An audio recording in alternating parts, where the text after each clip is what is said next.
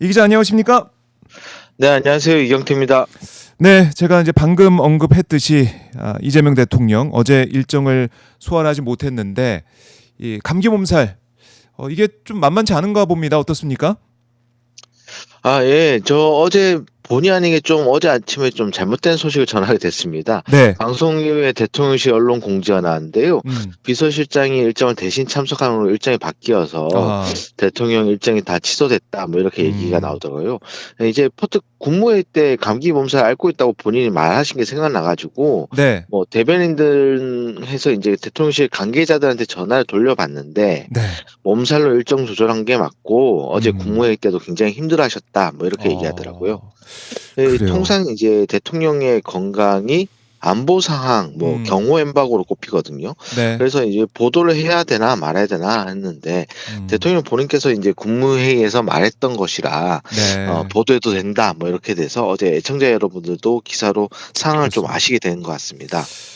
이게 처음 있는 일이잖아요. 예, 사실 이재명 대통령이 엄청난 건강 체질로 알려져 있었는데 그만큼 이번 외교 슈퍼위크가 힘들었다 이런 생각을 하게 되네요. 네, 그렇습니다. 대선 유세 때부터 익히 뭐 대통령의 체력이 대단하다는 얘기는 많았습니다. 네, 뭐 오프라인 현장 유세 때도 예정했던 시간보다 항상 2배로 하죠. 뭐 이동하는 그렇죠. 동안에도 라방을 하시죠. 그리고 당대표 시절에도 이런 일로 뭐 일정을 취소한 적이 없어서 좀 굉장히 이례적인데, 네, 얼마나 대통령이 건강 체질이냐면 따로 특별한 운동을 하지 않고, 음주는 뭐 물론 즐기시지 않는 걸로 알고 있지만 주로 걷기 정도를 하는 정도였어요, 운동을. 네. 성남시장 시절에는 탄천, 뭐 경기지사 시절에는 도청 주변을 주로 걸었다고 하는데 아마 대통령 취임하면서 이 말도 좀 쉽지 않았을 것 같긴 합니다. 뭐 그래서 이제 이런 일들이 생긴 거 아닌가 싶은데 대통령이 뭐 한미 정상회담을 위해서 미국을 향하면서도 뭐 숨쉬기 운동이나 숟가락 엮기 운동 같은 건 잘하고 있는데 예. 그때도 스트레스가 엄청나고 가끔씩 이가 흔들린다. 다만 이제 맞아요. 정신적으로 즐겁다라고 하셨거든요. 네, 그래서 이번에 좀 그런 충전의 시간이 좀 필요했던 것 같습니다. 그래요. 정말 강행군을 계속 해왔기 때문에 이번에 슈퍼 위크를 거치면서 얼마나 힘들었을까. 영혼까지 갈아 넣을 정도로 이 회담에 또 외교에 전력을 다했기 때문에 어제 이제 하루 일정 취소를 하고 쉬는 그 시간이 됐는데요. 그러면 오늘도 대통령 일정이 없습니까? 어떻습니까? 놀랍게도 일정이 있을 것 같습니다. 그래요? 네. 네. 어제 제가 대통령실 관계자하고 이런저런 얘기를 좀 나누다가 오늘 대통령 일정 있겠냐, 뭐 한번 쉴 때 음, 푹 쉬어야 되는 거 아니냐, 뭐 이런 얘기 네. 했는데 그 관계자가 하는 말이 있을 수 있다. 이미 어, 예정했던 일정이 있는데 뭐 대통령이 컨디션이 오늘 좀 괜찮아지면은 네. 가시겠다는 의지가 강하다. 그래서 어, 일정을 갈 수 있다라고 하더라고요. 자기도 지금 목이 간질간질하고 감기 몸살로 넘어갈랑 말랑 하는데 네. 대통령이 그렇게 싫어하는 스타일이 아니라고 해요. 그래서 설마 했는데 뭐 엠바고 문제로 자세히 말씀 못 드리지만 일정이 어. 그래서 생긴 것 같습니다. 한번 지켜봐 주시면 될 것 같습니다.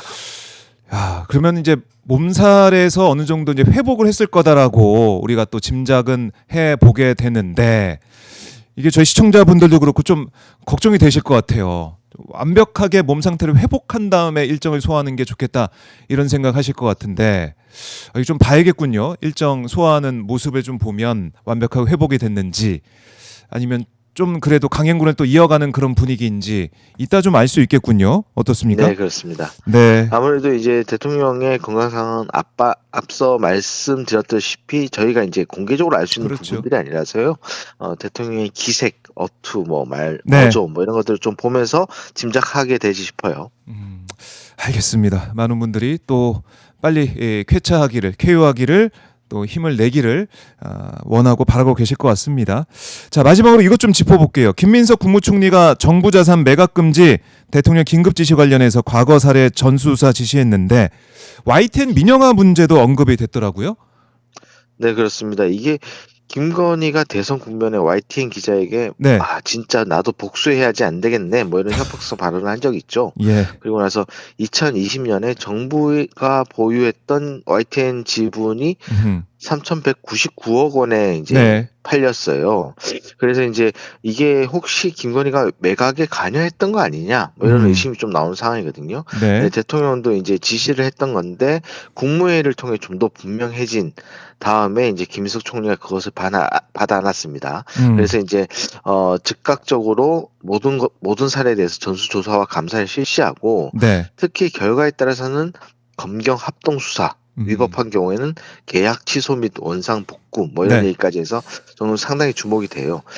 이거 뭐 YTN뿐만이 아니라요. 뭐 앞서 이제 공시지가 1,000억 원의 서울내 국방부 소유 건물이 뭐 550억 원 반값 정도에 올라왔다는 얘기가 막 부동산 중개업자 단체 카톡방에 돌았다 뭐 이런 뉴스가 나온 바 있어요. 네. 뭐 공시지가가 이 정도면은 아는 사람들이 얼마나 그 차익을 얻었다 뭐 이렇게 볼 수 있겠습니까? 네. 그래서 경우에 따라서는 전임 정권 당시에 어떤 대형 비리 사건으로 번질 수도 있겠다 싶고요. 관련된 공무원들도 상황에 따라서 책임을 져야 되는 상황이 아닐까 이런 생각이 돼서 요 진행 사항을 좀 더 주목해서 봐야 될 것 같습니다. 알겠습니다. 이 기자 말씀 잘 들었습니다. 네, 감사합니다. 네, 지금까지 이경태 오마이뉴스 기자와 함께 말씀 나눠봤습니다.